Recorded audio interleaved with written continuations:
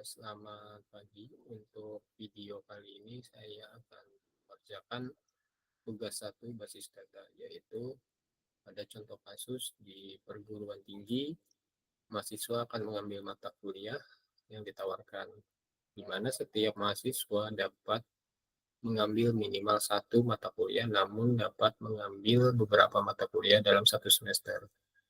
Nah, setiap mata kuliah ini hanya bisa diajar oleh satu orang dosen. Dan setiap dosen dapat mengampu atau mengajar minimal satu mata kuliah. Oke, pertama-tama kita tentukan dulu entity pada IRD yang akan kita buat ya.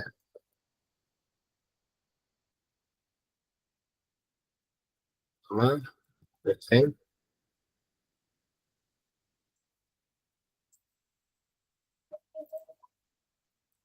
Sini kita buat entity-nya dosen, kemudian mahasiswa. Oke, lanjut kita akan buat IRD ya, teman-teman. Di sini saya akan menggunakan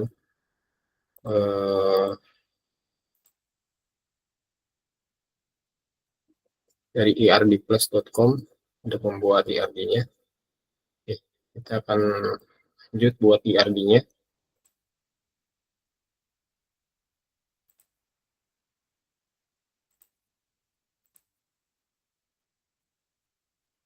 Oke, untuk membuat IRD tadi kita sudah tentukan entity-nya ya.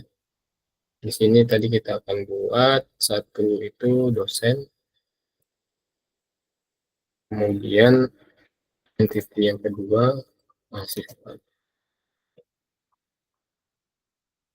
Nah, antara entity ini memiliki relationship ya. Ini kita buat relationship. Nah, di mana setiap relationship-nya itu adalah hubungannya atau aktivitasnya antara dosen dan mahasiswa. Di sini sebelum kita lanjut, ada lagi satu entity yang mesti kita tambahkan ya teman-teman, yaitu entity perkuliahan. Tadi saya lupa catat, nanti kita tambahkan. Oke. Nah, kemudian setelah kita tambahkan entity perkuliahan, artinya nanti di sini setiap entity ini pasti ada relationship-nya lagi ya. Nah, sini kita buat relationship-nya antara kita mulai dari yang pertama dulu, dosen dan perkuliahan ya. Antara dosen dan perkuliahan kita sebut mengajar ya. Di perkuliahan, mahasiswa dan perkuliahan itu diajar. Oke. Kemudian, nah setiap entity ini bakal punya atribut untuk masing-masing data ya. Setiap entity ini. Contoh, pada dosen kita akan buat atribut. Di sini kita sebutnya contoh ID dosen ya.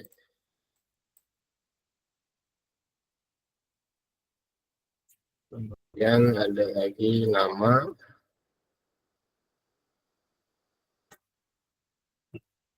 dosen,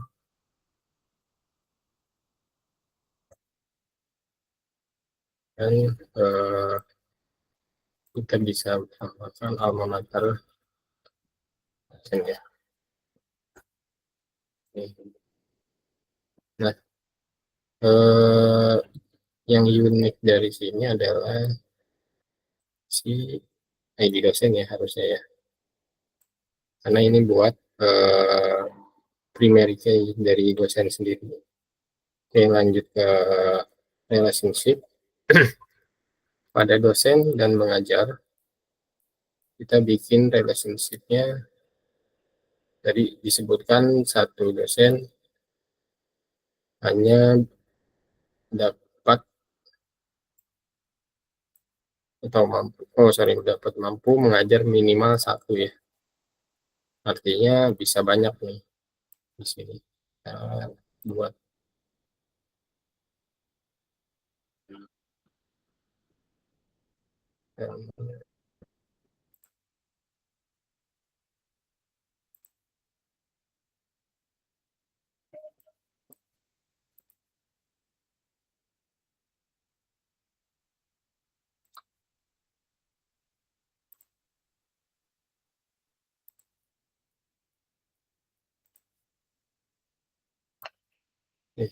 Saya hubungkan dosen dengan mengajar ya, mengajar tadi.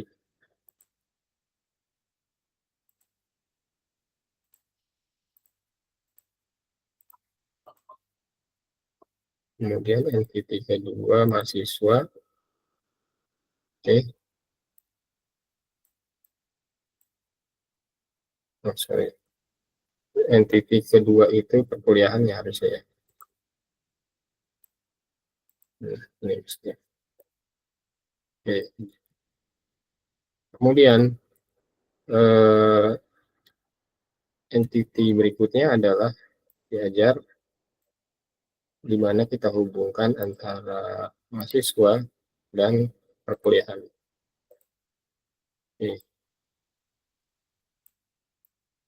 Ini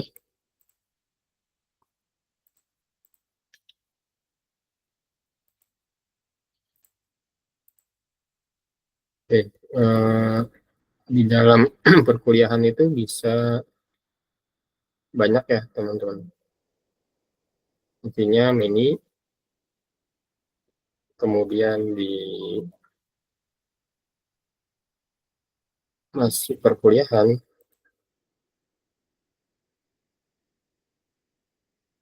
dosen itu bisa mengajar minimal satu. Oke.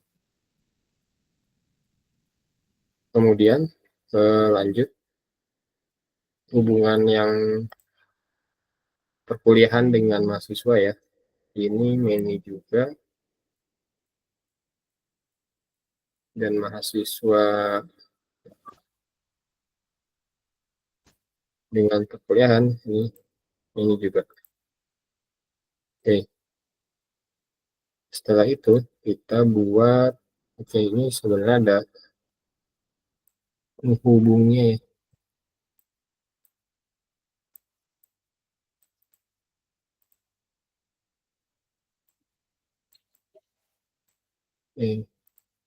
Ini sebagai atribut, ini ada atributnya dosen. Kemudian kita tambahkan atribut untuk perkuliahan ya teman-teman. Kita contoh ada ID buat perkuliahan itu. Ini kemudian ada ID dosen yang mengajar.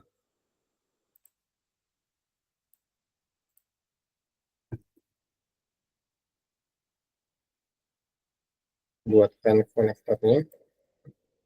Ada lagi NIM, nomor induk mahasiswanya.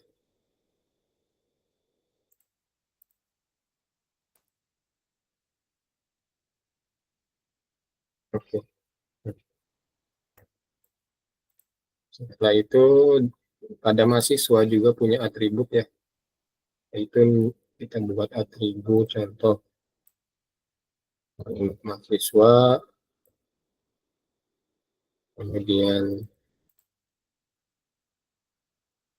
nama mahasiswa,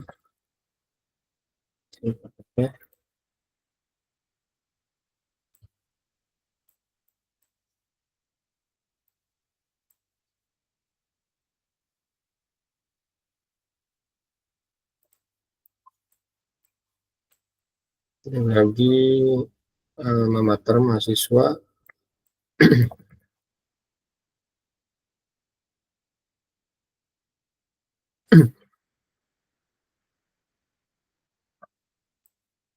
kemudian jenis kelamin,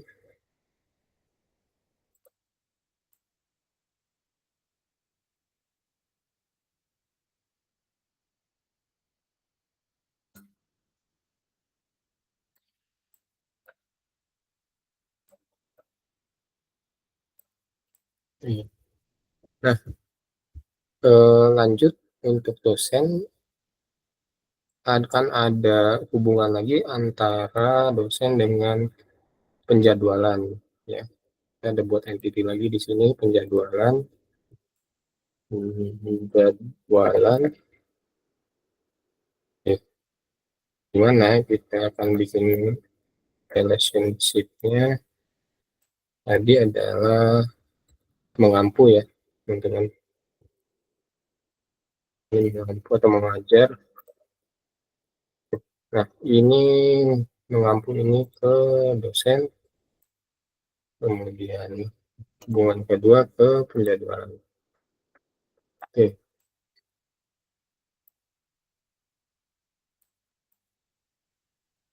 Nah, kita buat tanda untuk satu dosen itu minimal dapat mengampu satu, ya.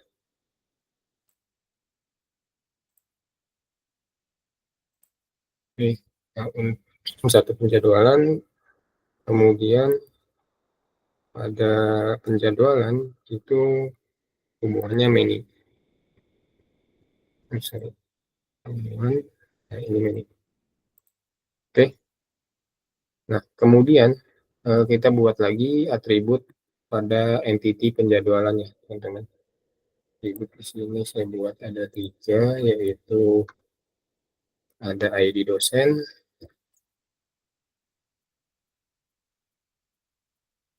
kemudian ada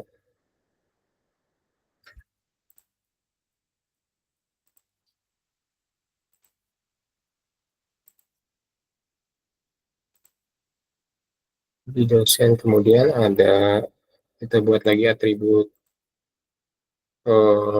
ID mata kuliah, kemudian ID pada penjadwalan itu sendiri, ya. Kita buat konektornya.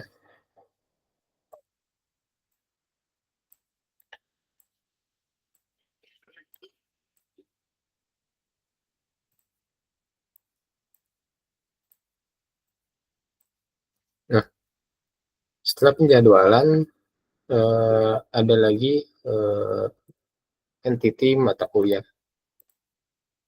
Kita buat di sini mata kuliah, mana kita harus menghubungkan penjadwalan dan mata kuliah. Kita sebutnya di ampu, ya, teman-teman. Kalau tadi dosennya mengampu, ini di ampu. Oke, kita bikin hubungan pertama ke penjadwalan, kemudian yang kedua hubungan mata kuliah. Nah, ini masing-masing hubungannya satu, ya. Kita buat lagi atribut biasa untuk mata kuliah, sama ada ID mata kuliah, kemudian ada jumlah SKS, dan nama mata kuliah. Nama kuliah. Oke. Biasa, lanjut lagi ke konektornya.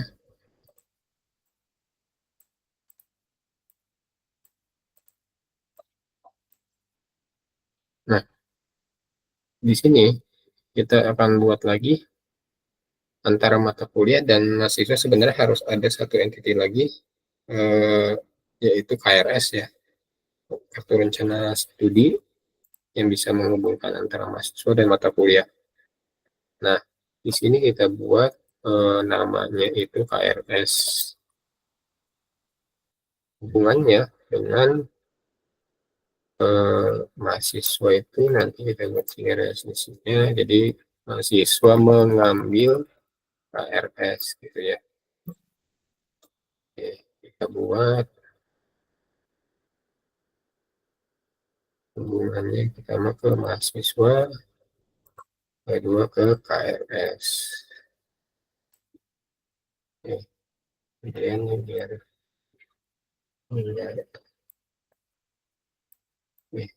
gini deh, ya.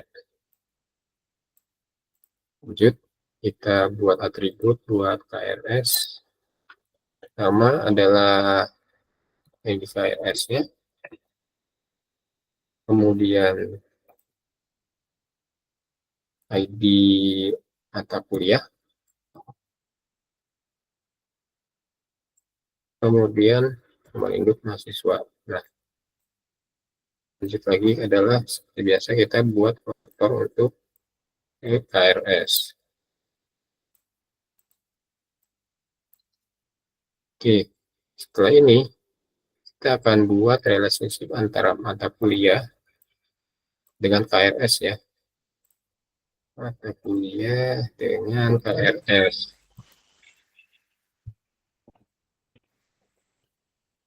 Relationship-nya kita buat diambil.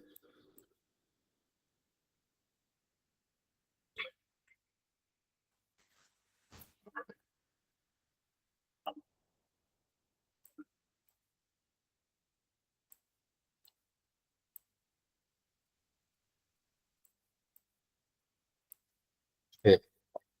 Nah, hubungannya kita buat mini, kemudian ke KRS juga mini. Oke. Nah, dari sini sudah selesai ya. Jadi kita sudah buat IRD untuk tugas 1, kurang lebih gambarnya seperti ini. Nanti kita masukkan gambar ini ke dalam tugas 1. Oke. Untuk kesimpulannya, jadi dalam membuat IRD ini, salah satunya kita harus paham dulu entity setiap bagian-bagian atau part yang akan kita buat, dimana kita harus juga paham juga aktivitas dari setiap entity itu dan hubungannya antara entity itu, bisa many, bisa one to many. Jadi sebelum buat IRD ini pastikan kita paham untuk apa namanya setiap entity itu memiliki hubungan dengan entity lainnya itu seperti apa gitu. Maka dari situ kita akan bisa lanjut untuk buat IRD seperti ini gitu. Dan pastikan juga setiap entity memiliki atribut masing-masing yang bisa membuat saling terhubung antara entity lainnya gitu. Seperti contoh dengan apa dosen dengan perkuliahan, kita punya ID dosen, dan ID dosen di sini bisa menghubungkan entity dosen dan entity perkuliahan. Begitupun perkuliahan dengan mahasiswa, di sini kita punya atribut ya, atribut yang membuat menghubungkan mahasiswa dan perkuliahannya itu NIM, seperti itu seterusnya. Jadi kita pahami dulu entitinya, hubungan antara entitinya seperti apa, dan juga atribut dalam entity itu. Oke, itu saja untuk tugas 1 kali ini. Terima kasih.